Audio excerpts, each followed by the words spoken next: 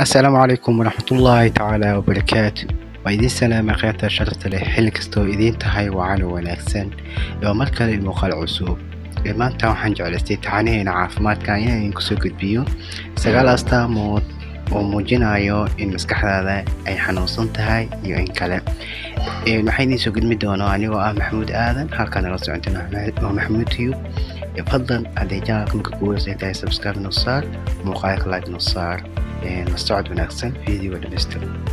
xanuunada maskaxda la xiriira way soo badanayaan caalamka, way kusoo badanayaan caalamka. walwalka ilaa waalida wax ka baro astaamaha muujinaya xanuunada dhimirka si aad u caawiso qof aad ku aragto arrimahan aan soo sheegi doono. inta badan ma ahan isbedel keliya, balse waa arrimo is aruursada.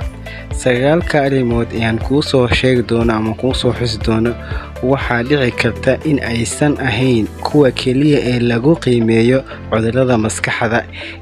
kuwa keliya lagu qiimeeyo ma ahan, laakiin astaamo kale way jiri karaan. laakiinse sagaalkan astaamood aan kuu soo wada ayaa ugu badan inta lagu qiimeeyo, balse waa qayb aad wax badan ka ogaan karto. sagaalkan arrimood haddaad si fiican aad u qiimeysid, aad ku aragto qofka aad ku aragto, waa qayb aad iyo aad wax badan oo u ogaan karto. astaamahan waxaad ku arki kartaa qof aad jeceshahay, kadib waa inaad caawisaa qofkaaseeto. qof kuu dhow ehelkaada ama asxaabtaada ka mid ayaa lagu arki karaa, aad ku arki kartaa. hadhow waxaa lagaa baahan yahay qofkaas inaad caawiso. astaanta koowaad, dareenka walwalka iyo walbahaarka. dadka oo dhan way walwalaan ama way walbahaaraan mararka qaar, balse walbahaarka saa'idka ah wuxuu astaan u noqon karaa xanuun maskaxeed. waa haddii uu joogto noqdo aadna danahaada ka qabsan weyso. astaamaha kale ee walbahaarka waxaa qayb ka noqon kara wadne garaac, neeftuur badan iyo madax xanuun. waxaa kale oo aad isku arki kartaa dhidid, jirigaliil, daal, nasasho la'aan iyo maskaxda oo noqota sida in ay kula wareegayso oo kale. astaanta labaad, walaac, niyad-jab iyo farxad la'aan. astaamaha walaaca xun waxaa qayb ka ah murugo ama xanaaq oo muddo isbuucyo ah ku hayo, niyad-jab, daal saa'id ah ama in aad samayn weydo wax aad jeceshahay, iyo in aad dagaal un doonayso mar kasto. astaanta saddexaad, qiiro iyo shucuur aan xasilooni lahayn. qof kasta wuxuu leeyahay shucuur iyo qiiro u gaar ah, balse shucuurta iska soo boodka ah sida walbahaar wadne garaac ah leh ama xanaaq waxay astaan u noqon kartaa xanuun dhanka maskaxda ah.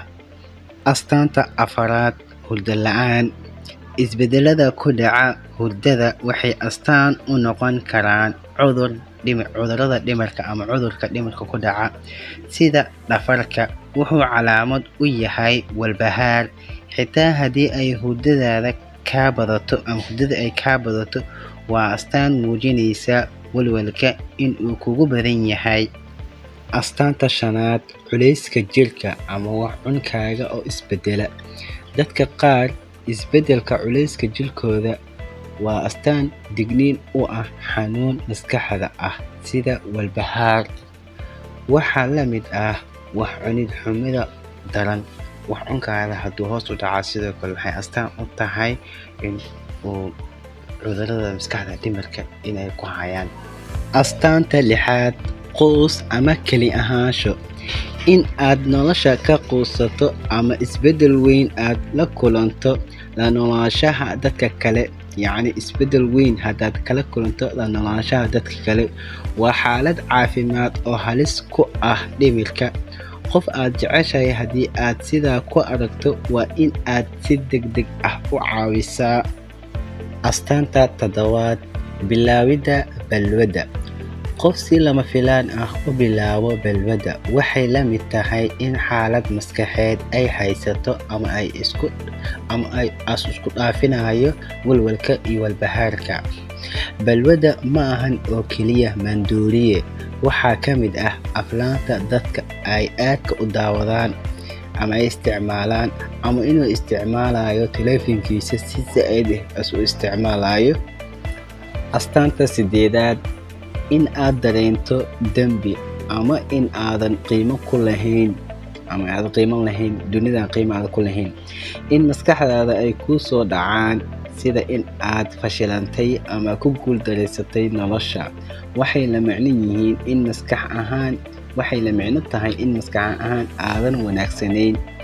Waxaa suuragal ah in walwal uu ku hayo marka aad qofka ku aragto in naftiisa uu ku tilmaamayo mid aan qiimo ku lahayn dunida.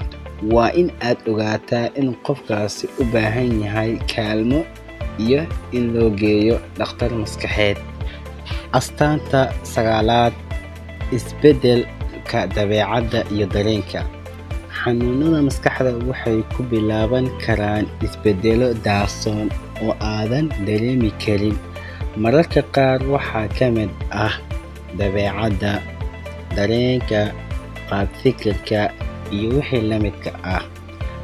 Taasi marka ay sii socoto hal mar ayay bannaanka u soo baxaysaa, waana xilli ay xaaladda xumaatay. Haddii aad ogaato in ay wax ka qaldan yihiin, waxaa muhiim ah in aad booqato ama aad la hadasho dhakhtarkaada ama dhakhtar. Ku mahadsantihiin daawashada muuqaalkan. Halkaas ayuu ogyahay videoganito. Fadlan hadda channelka marka koowaad ay tahay subscribe noo saar, muuqaalka like noo saar. Waxaa inoo balan ah video. Wassalaamu calaykum warahmatullaahi tacaala wabarakaatuh.